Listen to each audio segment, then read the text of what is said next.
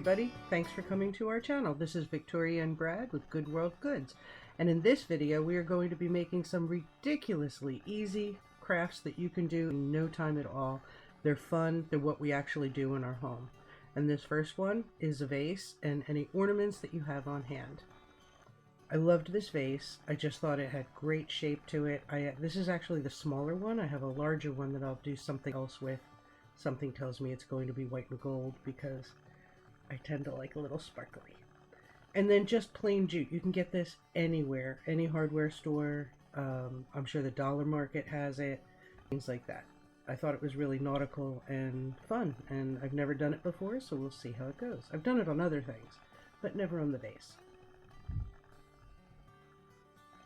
So in the beginning, I started right in that crux because it was a nice straight line.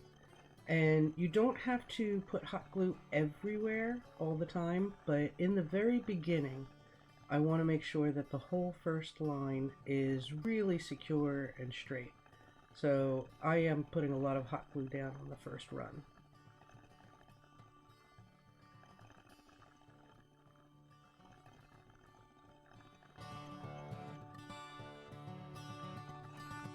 Now, of course, I sped this up.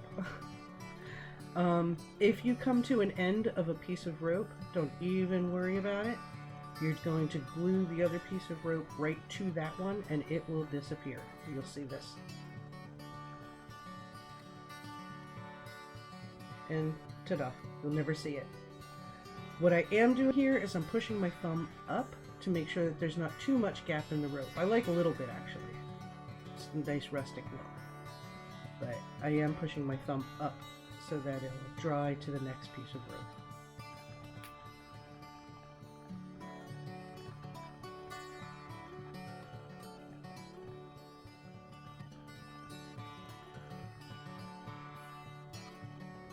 Hardest part for me, even with paintings or any piece of art that I do, here I'm just cleaning it up, is trying to figure out when you're done. Where should it stop? And because I'll be adding more to the top and you'll see that in a minute. But I'm not going to do the whole piece. There's the top. Now, so I did the top, and all I'm doing is before I end the string, I have an ornament there. And I was lucky enough to have this on hand from other projects. But if you have beads or even broken jewelry, I was thinking about that. It might be fun to piece with broken jewelry. And this already had a wire attached to it, so I'm just running the rope right through the wire there. But if you don't have one, you know, if you have a big ornament like that and you're not threading beads, just glue the rope right to it. You can just loop it on the back and hot glue it and hang it that way. But I was pretty lucky here.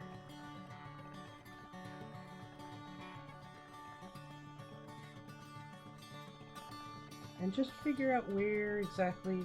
I thought it would look cool kind of hanging freely like that. So just figure out where you want it to hang about. And I'm gluing the end. And now here, I really want the rope to end in the back of the vase, of course. You're hardly going to see it, but why have it end in the front? So I just wrapped it around the back and cut it.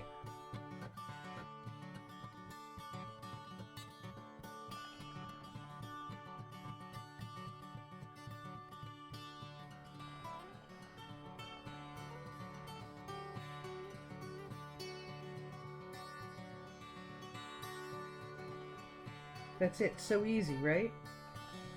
You'll see what it looks like finished in just a second. Just a little bit of glue and then push that end right up. You'll never see it. Or you'd be hard pressed to see it. And I think it's adorable. It's rustic. It would be great, I think, for a sunroom, a patio, your front porch. We were in my store, so I had a little trouble placing it in, you know, the way it would be in your home. But I think it's charming. Great little rustic piece. Now this one is so much fun. We had glass paint left over. I did a project with my grandboys, and what we did is we made our own mugs, and it came with glass paint, and you bake it. And then it becomes permanent. And we had some left over, so I thought it'd be cool to make a drip vase. These were the 3 colors available, so that's what I'm working with. You can probably see a little bit in the background. I'm on my sunroom porch.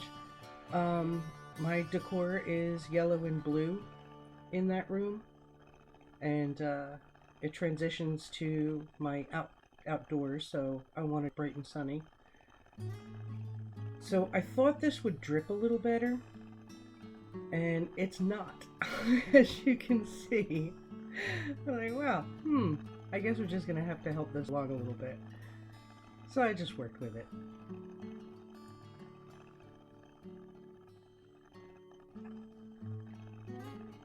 Now you can get, I'm speeding this up because you don't need to see this in real time, but something that was important to me is that it looked like a drip, even though it was kind of dragging it along.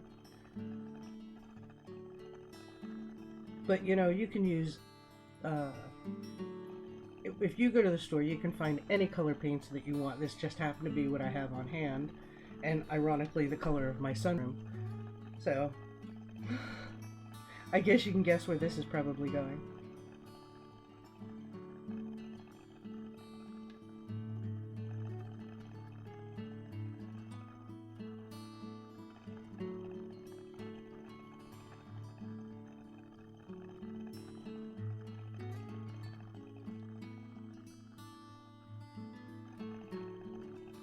It's nice making the lines all different sizes and heights, some thick and thin.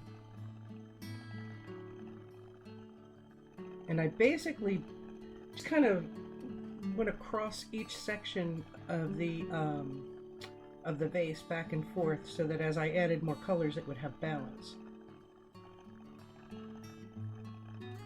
So I'm adding the blue. And again, not really dripping real well there. Now see how I'm attaching the colors at the base? I don't know, it's important to me that it has a strong foundation. I just think it would look too busy if it was all separate. So I like it being kind of solid across the base, and you'll see what I mean when we flip it over. But I am attaching all the colors. Oh, that's green.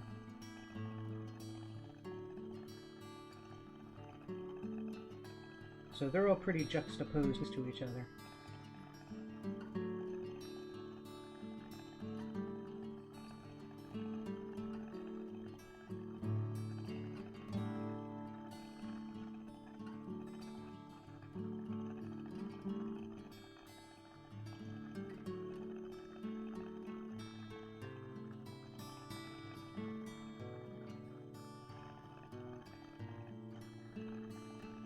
I know I've been decorating in blue an awful lot. My house has a lot of blue in it. It's like my new favorite color. My house used to have a lot of reds, and now I guess I'm getting old and I want things that are more soothing. But I really like the blues.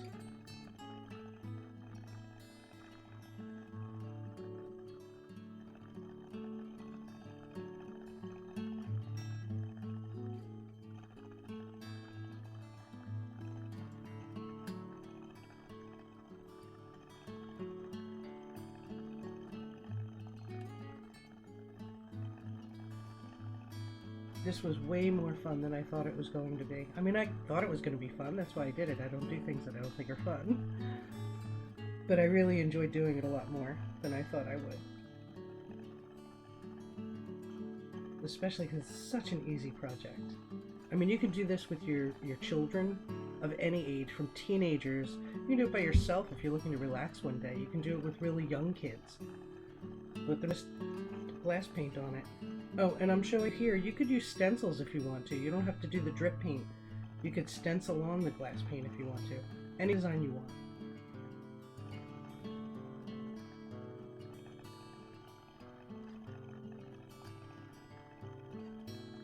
I don't know if you follow us on Facebook, but I post a lot. That my grandchildren and I have been making our Christmas ornaments every year since they were about 2 years old.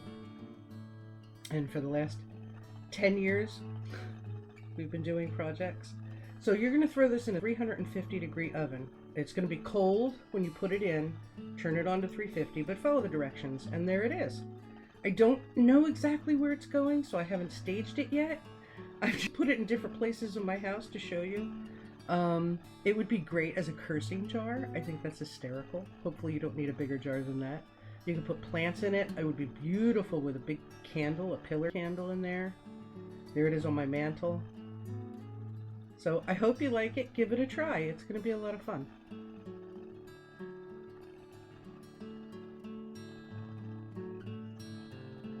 Oh, reindeer moss. So for this project, you'll need a glass jar. Any jar will do. This is one that I had. I don't know where I got it. I probably got that one at Marshall's. I'm not exactly sure. But there's two different containers that I'm going to do basically the same thing with, but they're going to have two completely different looks. So you need a bowl of water, your jar, that's a spray bottle that I probably got at Dollar Market, and the stones. I love the white stones. I just think they're elegant and really pretty, and up against the chartreuse moss they really pop. But if you have a lot of color in your house, go for it. I mean, look how pretty that moss is. Look at that color. I mean, the stones are basically a base, and it's to keep solid water, a lot of water away from the moss itself, but to keep it moist. So I'm basically just, I'm telling you, these projects are so easy with high impact.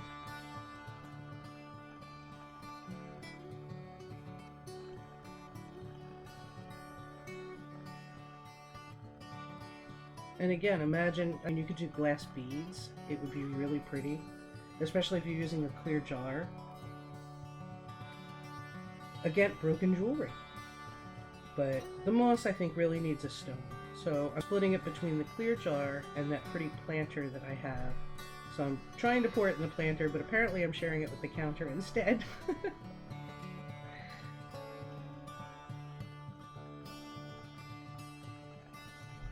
So we're doing pretty much the same thing, but two completely different looks.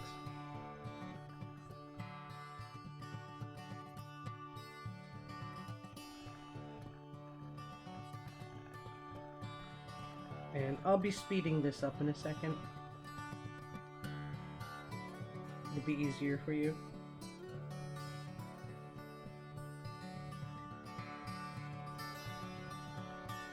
This moss, the reindeer moss, I work with it all the time. I put it in plants. It needs a lot of air and too much sunlight. Remember, it grows on a forest floor. Look at that. How lacy and soft. And it is alive. You can get preserved, but this is alive. And there are some people that even cook with it, believe it or not. I saw recipes online. I've never tried that. But I may have to now because I like reindeer moss so much. So when you get it, I mean, it grows on a forest floor or in a farm, and so there's going to be sticks and dirt and other things in there. So I rinse it out in the bowl. It refreshes it too. Keep it nice and moist, but you'll see.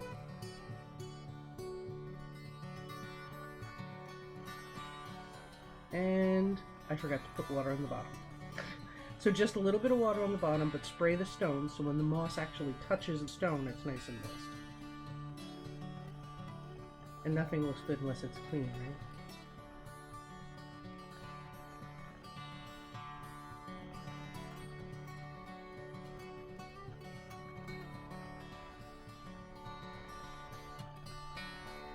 Look, see all the sand and stuff down there? So I'm just giving it a rinse.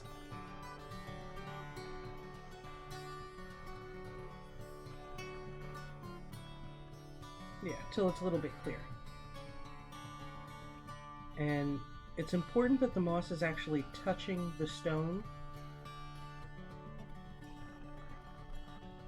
Now I have a little disclaimer here, because someone who knows more than I do about growing moss told me that I should have a sub layer there of some kind of a growing medium.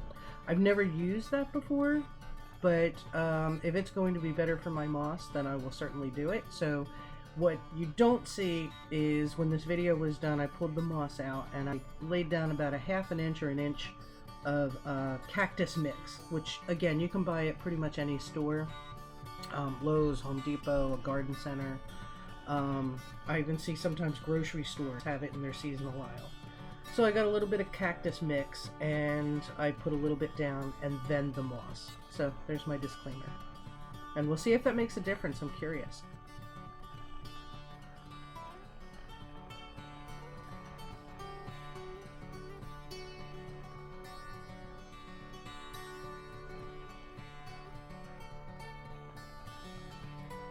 And just make sure that you don't have any gaps or anything. You really want that moss touching the stone. That's how it grows in nature, right? Is on the soil, on the stones. It will dry out if you don't. So that's why you want a moist environment. But oh my gosh, it's so pretty.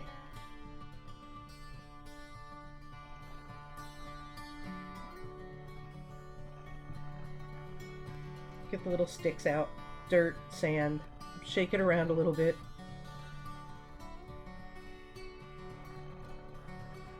And now I'm really going to speed it up here because I'm doing basically the same thing, but with a different container.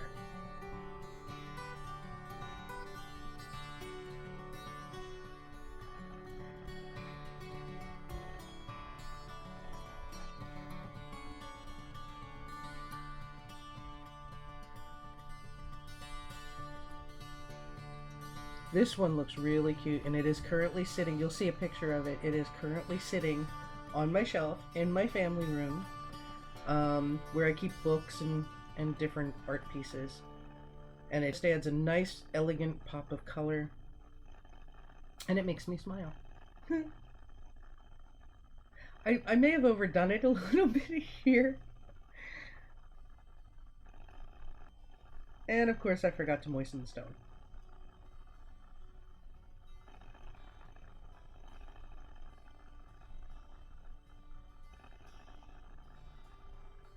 Now, aren't these projects crazy easy? Wait till you see.